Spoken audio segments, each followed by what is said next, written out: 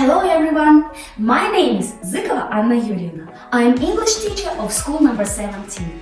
Welcome to my English teaching world. I'm boring. I can't do it. Why do I need English? I think this is a nightmare of all teachers. But how to inspire students to learn English? As Steve Jobs said, the only way to do a great work is to love what you do. By loving what you do, you inspire and awaken the hearts of others. So do I.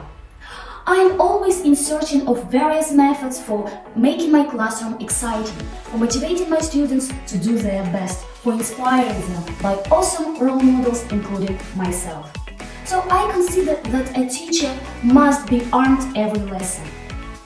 Only inspired teacher is able to inspire students. Let me introduce my arsenal for motivating and inspiring. Let's get started. I want to begin with a story that inspired me. This is a story about an Indian teacher's experiment, The Hole in the Wall, in 1999. Sugata Mitra, Indian teacher, just embedded a computer into the hole of a wall in the poor place of Delhi. Children there didn't speak English, didn't go to school, they haven't seen a computer before, they didn't know anything about the internet. Later, children began to cooperate and try to find methods, try to find ways how to use a computer. They were interested in it. So Sugata Mitra came to the conclusion, when children are interested, they learn. I had the hole in the wall situation in my life.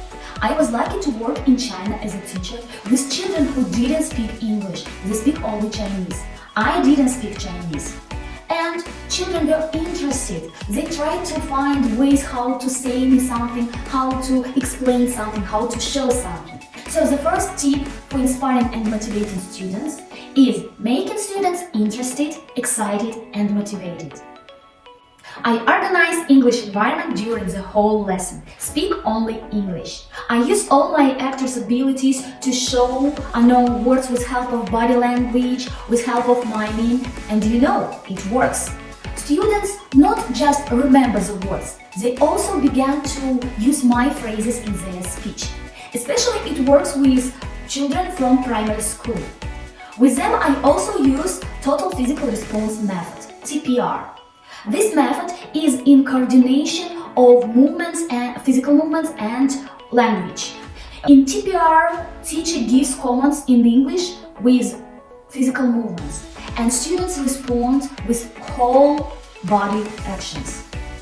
At the beginning of each lesson, I create collaborative environment with such techniques as circle time, catch the ball, name 5, move around, etc. Another fascinating form for interest motivating and inspiring is gamification. Do you like games? I think your answer is yes, of course. Being 6 or 60 years old, everybody likes games. I use games for any age level, at any lesson levels. Also, it can be game with objects that you didn't mind to use in learning English. For example, I use Jenga for drilling some grammar constructions, for making conversations, for learning new words. Also, I use story blocks. Story blocks is when students should make story according to the images at the story blocks. For secondary school, it's interesting to debate in some spicy topics in English. Actually, the whole lesson can be a game, like quiz, quests, so on. I want to tell about storytelling. It's a great technique when all lesson is a game, and it helps to emotional connection with the hero of the lesson. Attracts interest to the thing through the perception of images and associations. Associations are great resource for teaching English, for learning English, for inspiring. Because with help of association, students can remember a lot of words and phrases. With the help of associations, even the presentation of new vocabulary can be interesting and motivating. Real story. One day in the 4th grade, we had the lesson and we were reading the fable. One of the new unknown words was the word tortoise. When I showed the picture with the tortoise and said, one girl said, "Look, tortoise looks like a cake, and but pronounce it as a cake in Russian.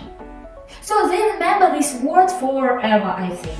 We had the experiment with mnemonic cards. As a result, students began to remember and to use more words than when they just drew them. Associations are also connected with such technique as logbooking.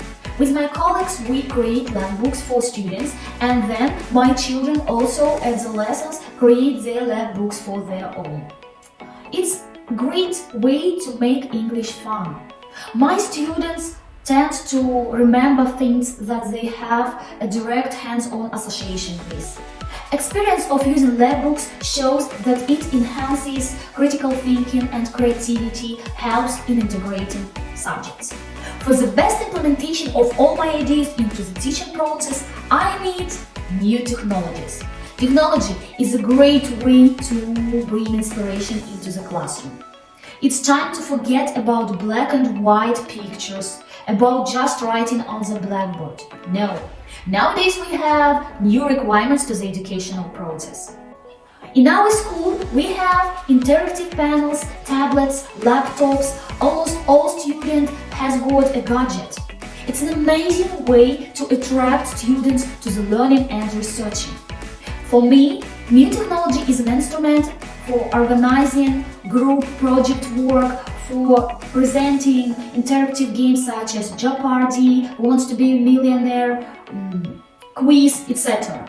There is always a vast majority of internet platforms for making tasks for students, like Learning App, Easy Travel, Telegraph, Flippity, and so on.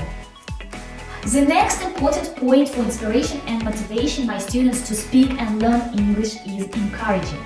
And I'm not talking about marks. Let's remember grandma method. What is the grandma method? It's when you just stand behind students and say,